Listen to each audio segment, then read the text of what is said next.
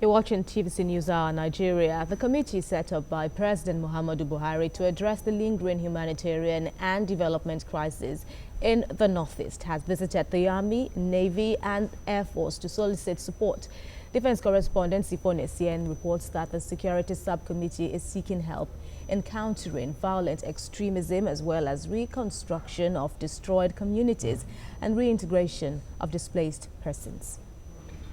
The Presidential Committee on the Northeast Initiative was established by President Buhari to develop a framework for the rebuilding of the Northeast devastated by insurgency.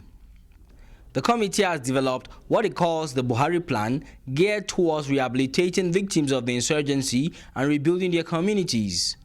And now it seeks support to carry out this assignment.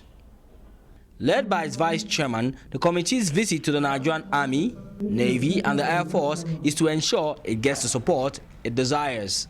One of which is in the clearing and sanitation of reclaimed communities, countering violent extremism, disarmament, demobilization, reintegration of ex-combatants, and also in reconstruction and renovation of schools, roads and security posts, etc.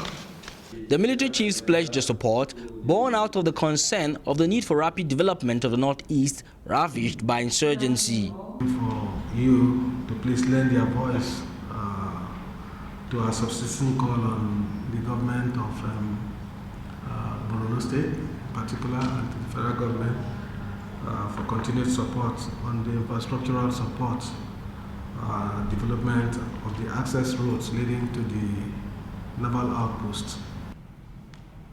Our desire is to see that there are no IDPs. But unfortunately, most times it's not what you desire that happens. Conflict is something that is common to human society. So from time to time, things like the conflict we're having in the Northeast will come up. But what is important is to see how we can work around the clock to ensure that we get the IDPs back to their villages, which we have been doing, and in addition to that, to also ensure that